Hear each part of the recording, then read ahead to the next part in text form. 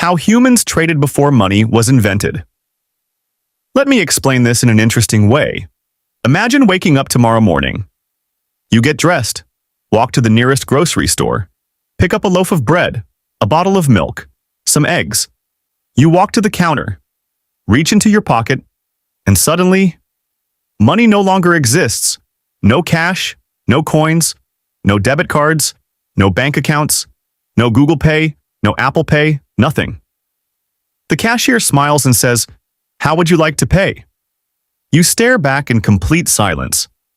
Because the only thing in your backpack is a chicken. Would you trade your chicken for bread? Maybe. But what if the shop owner doesn't want a chicken? What if he wants firewood instead? Now you have to leave the store. Find someone willing to exchange firewood for your chicken. Return to the store and hope the bread hasn't already been sold. Sounds ridiculous. Yet this is exactly how humans survived for thousands of years. Long before money existed, every single trade was a puzzle, and solving that puzzle changed human history forever. Let's travel back over 12,000 years to a world that looked completely different. There were no cities, no supermarkets, no roads, no banks. Most humans lived in small tribes. At first, people hunted together, gathered berries together, built shelters together. Everything they found was shared among the group. There wasn't much reason for money. Everyone worked together simply to survive. But then something incredible happened. Humans discovered farming. Instead of constantly chasing animals, people began growing crops: wheat, barley, rice, corn. Others raised goats, sheep, cows, chickens. For the first time in history, humans could produce more food than they immediately needed. And whenever there's extra, people start trading. One farmer might have 50 bags of wheat. Another family might have 10 healthy goats. Someone else knew how to make clay pots. Another person forged strong stone axes. Nobody could make everything alone. So people made a simple agreement. I'll give you something I have, if you give me something I need. This became known as the barter system. It sounds simple, and at first, it worked perfectly.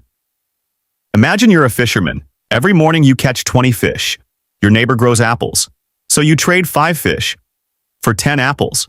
Both people are happy. No money needed. Easy. Right? Well, not for long. As villages grew larger, trading became a nightmare. Imagine you spend 3 days making a beautiful wooden chair.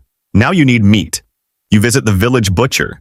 He admires your chair, but says, "I'm sorry, I already have 6 chairs. I actually need shoes."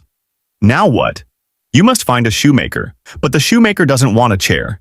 He wants milk. So now you search for a dairy farmer. The dairy farmer doesn't need shoes. He wants grain. Hours become days. Days become weeks. Just to complete one trade. Economists call this the double coincidence of wants. It means 2 people must want exactly what the other person has, at exactly the same time.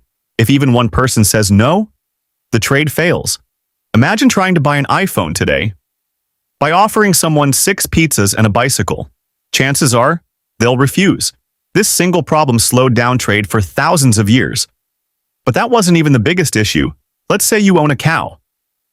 A healthy cow is extremely valuable. Maybe it's worth 20 chickens. But today, you only want 1 chicken. How do you make that trade? You can't cut the cow into 20 equal pieces.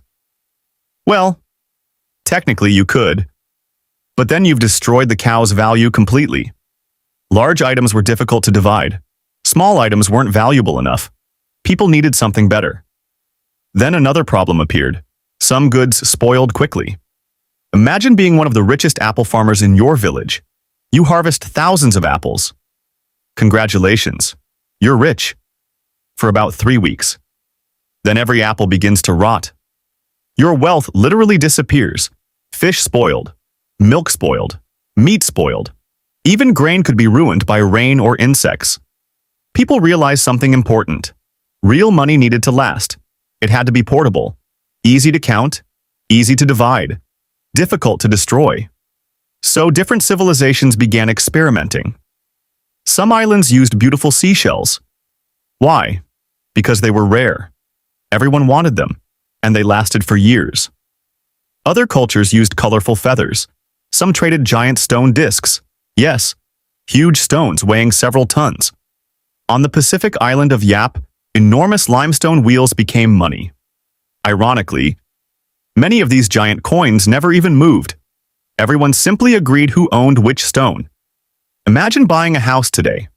Without moving the money, you simply point at a giant rock and say, "That's mine now." Sounds unbelievable, but it worked.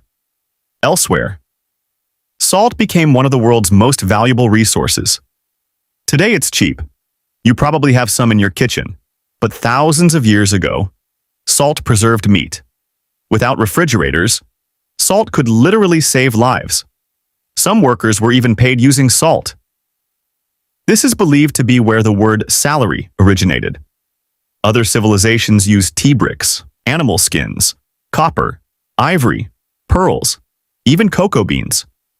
The Aztecs could buy food using cacao beans. Imagine paying for dinner with chocolate.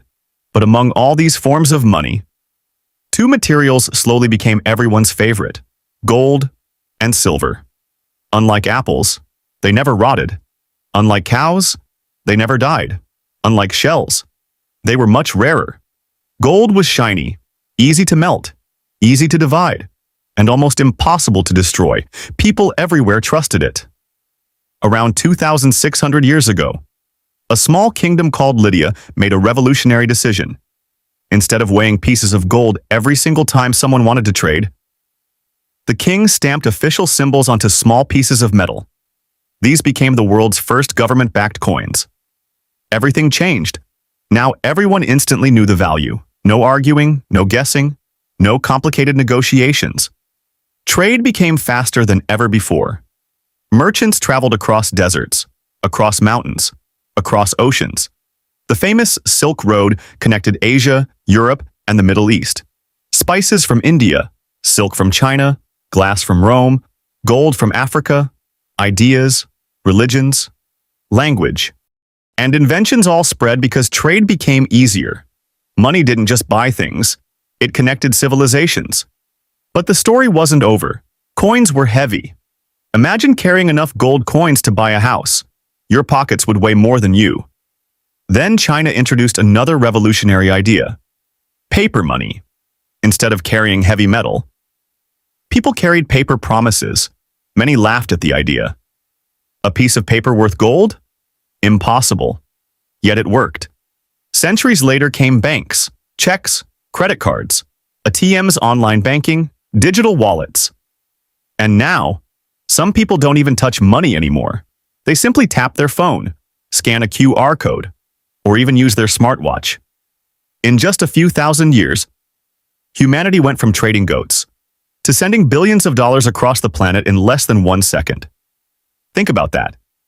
The next time you buy a snack, order something online, or tap your phone to pay, remember, you're using the final chapter of a story that began thousands of years ago. With one simple question: would you trade what you have for what I need? That tiny idea started villages, built kingdoms, created empires, connected continents, and changed the world forever.